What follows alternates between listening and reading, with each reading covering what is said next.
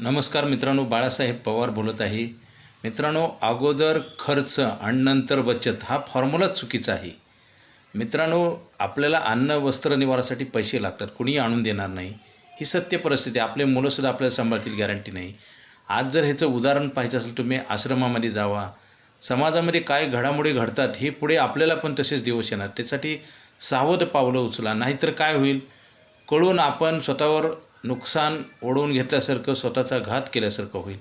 मित्रांनो, सुख आणि दुःख हे कर्मानं येतं, हे नशिबानं नाही येत. आणि नशीब बदलायची ताकद कर्मामध्ये आहे. कर्माचा जन्मच नशिबात नव्हतो. बरेच लोक काय म्हणतात, नशिबात आहे. मित्रांनो, आपण आलेले पैसे सगळे खर्च करायचे आणि आपल्याला अकाउंटवर पैसे येतील असं कधी होईल का? होणार नाही, कदापि होणार नाही. आपणच आपला शत्रू बनत आहोत आणि दोष मात्र आपण दुसऱ्याला देतो आहे. मित्रांनो, काय होतं, तुमचं उत्पन्न कितीही असू द्या, काय संबंध नाही.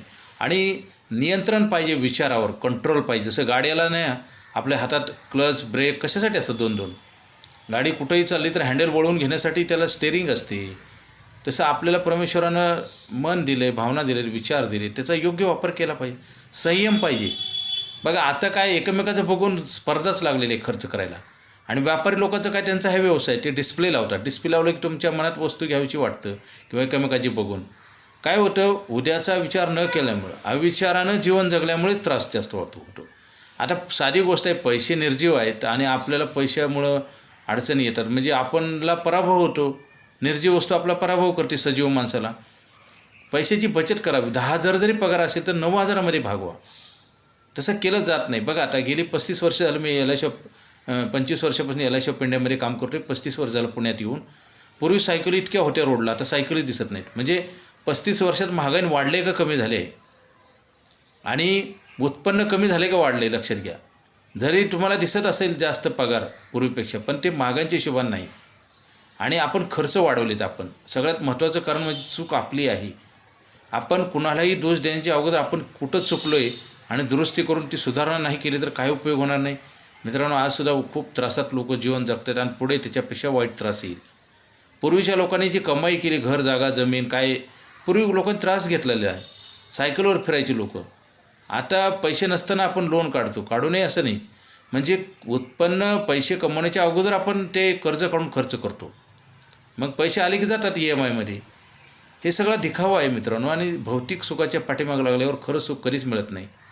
बघा ना, आज लोक मानसिकदृष्ट्या सुदृढ आहेत का? लोक का जगत नाहीत? आज ही वेळ आली का? हायब्रिड खाद्यपदार्थ का आलं? लोक भेसळ का करतात?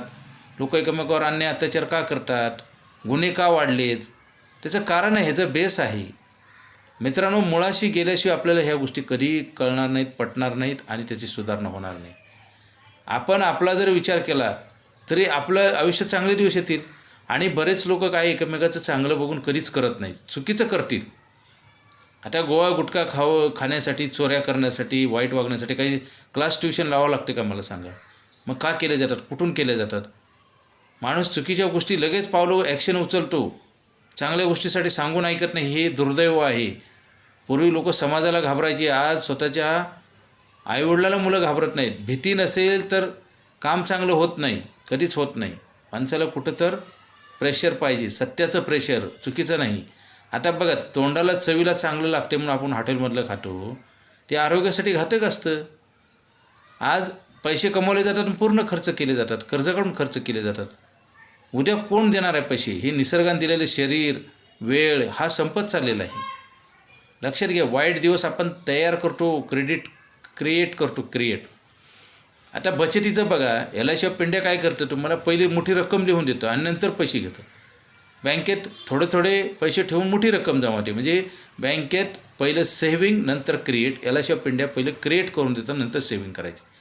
एवढं चांगलं असून, सरकारी संस्था असून, आता तर आयुष्यभर पैसे देणारा प्लॅन असून आपण का असं करत नाही? एका चक्रव्यूहात अडकतो. पुन्हा नंतर कळतं प्रत्येकाला, पण काय उपयोग होत नाही. मित्रांनो, आपण बचत केली पाहिजे आणि नंतर खर्च केला पाहिजे, संयम ठेवला पाहिजे. आपण खर्चाला कंट्रोल करत नाही. आज मला सांगा, मोबाईल होता का 10-20 वर्षापूर्वी? आज प्रत्येकाच्या घरी 5-5 मोबाईल आहेत. मग त्यानं फायदा होण्याऐवजी तोटाच जास्त होतो आहे ना. आपल्याला काय माहिती आहे का, कोणी तर चांगलं सांगून ते ऐकलं पाहिजे.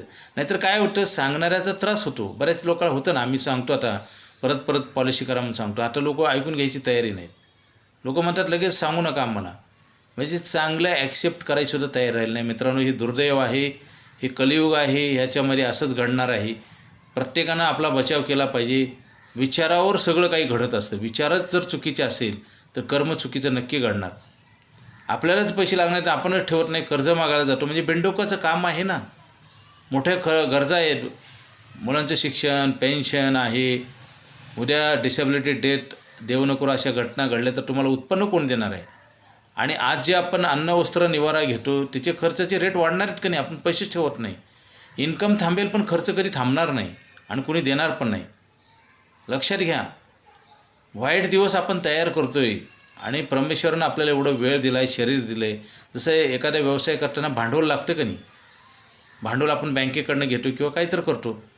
हे देवाने आपले हात, पाय, नाक, कान, डोळा, हे शरीर, आयुष्य, वेळ दिलेलं आहे, सगळं काही परिपूर्ण केलेलं आहे. देवाचे अनंत उपकार आहेत मित्रांनो. ते आपल्याला कधी कळतं आहे? बघा, एखादा माणूस बेडवर असेल ना ॲडमिट, त्याला आयुष्याची किंमत कळते आणि चांगला असताना तो चुकीचे काम करतो. मित्रांनो, आपल्याला सवय लावून घेतली पाहिजे, मेहनत केली पाहिजे, पैसे ठेवले पाहिजे. आता बघा, LIC ऑफ इंडिया किती सरकारची संस्था आहे, किती चांगली संस्था आहे.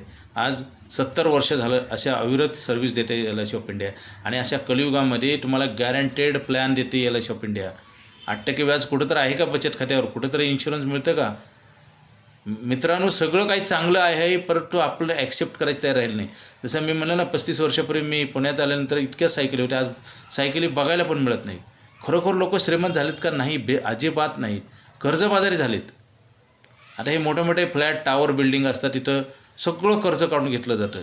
नुसतं घर कर्ज काढून घेतलं नाही तर लगेच फर्निचर, लगेच कार, लगेच सगळ्या सुविधा पाहिजेत आणि मग त्याचे EMI आपण भरतो. म्हणजे आपण आपला दंड मारून घेतो, इंटरेस्टसहित पैसे भरतो. मित्रांनो, फार वाईट दिवस आहेत आणि पुढचा काळ इतका वाईट आहे, तुम्ही कल्पना पण करू शकणार नाही. आज मला सांगा, एखाद्याचं उत्पन्न बंद झालं तर कसं चालणार आहे सगळं? आणि परिवारातले लोकंसुद्धा ऐकत नाहीत. ते पण त्याच्या सुरात सूर मिसळून त्यांच्यासारखं ढोल वाजवत आहेत. आमचा अनुभव सांगतो, 25 वर्षाचं मी LIC ऑफ इंडियामध्ये 25 वर्ष झालं काम करतो आहे. मेडिक्लेम पॉलिसी करत नाहीत, LICच्या पॉलिसी नसतात. आणि काही लोकांना तर वाटतं की मेडिक्लेमचा क्लेम नाही आला की आमचं नुकसान झालं. मित्रांनो, जे आपण खरं आणि खोटं हेच कळाय मार्ग नाही. आणि कोणी सांगत पण नाही, सांगितलं तर कोणी ऐकत नाही. ह्यालाच कलियुग म्हणतात. मित्रांनो, चांगल्या गोष्टी करा, त्याचा फायदा नक्की होईल. बचत करा. आयुष्य काय बँकेत ठेवता येत नाही, परंतु पैसे ठेवता येतात, वेळेला पैसे वापरता येतात. LIC ऑफ इंडियाची पॉलिसी आहे, लाईफटाईम मनी बॅक पॉलिसी आहे. पूर्वी 5-5 वर्षाला पैसे मिळायचे, 3च वेळा मिळायचे, 4 वेळा मिळायचे. आता आयुष्यावर मिळतात, वर्षाला मिळतात. बघा कसं प्रॉडक्ट आलेलं आहे. आणि LIC ऑफ इंडिया गॅरंटी देते मित्रांनो. आज बँकांनी गॅरंटी काढून टाकलेली आहे. मला सांगा, FDला फक्त 2 लाखाचा इन्शुरन्स होता, आता 5 लाखाचा आहे. 1 करोडची FD असली उद्या बँक केली तर तुम्हाला 5च लाख मिळणार, हे माहिती नाही. किंवा आपण पैसे कमवून सगळे खर्च करतो आणि कर्ज मागायला जातो. आता कर्ज तर कधी मिळेल? तुमचं उत्पन्न असेल, तुम्ही वय कमी असेल तर मिळेल. एक दिवस उत्पन्न बंद होणार आहे, वय पण वाढणार आहे. ही कुठे गोष्ट आहे का? आणि ह्या जन्म आणि मृत्यू ह्याच्यामधलं अंतर जीवन आहे. त्याच्यामध्ये जर डिसेबिलिटी डेथ डिसीज आला तर काय करणार मला सांगा? सगळं चुकीचं चाललेलं आहे मित्रांनो. आणि हे आपल्याला खरंच वाटतं, चुकीचं वागून खरं वाटतं. हे दुर्दैव आहे. स्वतःला बदला, विचार बदला, कर्म बदला, तरच भविष्य बदलेल, नाहीतर कदापि बदलणार नाही. दिवस येतील आणि निघून जातील. वाईट दिवस 100% येतात. मित्रांनो, एखाद्या विद्यार्थ्यानं अभ्यास नाही केला नापास होणार का? त्याला काय वेगळं करायची गरज आहे का? तसं तुम्ही कर्जबाजारी होत आहे, पैसे ठेवत नाही, उत्पन्न बंद होईल, खर्च चालूच राहील, तुम्हाला कोणीही देणार नाही. आपले मुलंसुद्धा आपल्याला म्हातारपणी म्हणतील तुम्ही काय केलं आयुष्यभर. हे नक्की होणार आहे, लक्षात घ्या. होतं आहे बऱ्याच कुटुंबामध्ये. तुम्ही काय केलं, काय कमवलं? मित्रांनो, हे आपल्याला कसं होतं, आपण गुन्हा केल्यावर हे अशी कोणी ना कोणी त्याचं ऑब्जेक्शन घेत असतं. जसं बघा, कोर्टामध्ये केस असतात, त्याचं कधी ना कधी ॲर्ग्युमेंट होतं का नाही, त्याचं डिबेट होतं का नाही, आणि न्यायालयासमोर आल्यावर नंतर न्याय मिळतो ना. तसंच आहे आपल्याला म्हातारपणी. सगळं दिवस निघून गेल्यावर कर्म करायचं, सगळं काम निघून गेल्यानंतर म्हातारपणी शिक्षा मिळेल आपल्याला. पैसे कोणीच देणार नाही. आपले मुलंसुद्धा म्हणते तुम्ही आयुष्यासाठी काय केलं, आमच्यासाठी काय केलं, तुमच्यासाठी काय केलं. म्हणजे तिरस्काराची वागणूक, कर्जबाजारीपणा, जगणं असह्य होईल म्हणून लोक सुसाईड पण करतात काही. मित्रांनो, जीवनाचं खरं रहस्य आहे. असं करू नका. बचत करा, नंतर खर्च करा, काही प्रॉब्लेम नसतो. मनावर संयम ठेवा, कंट्रोल ठेवा. पूर्वीचे लोक बघा, मेहनत करायची म्हणून शरीर चांगलं होतं, आता मेहनतच करत नाहीत. अधिक माहितीसाठी फोन करा. याला शिवाय पिंड्याकडे आयुष्यभर पैसे देणार आपल्याला. Okay, thank you.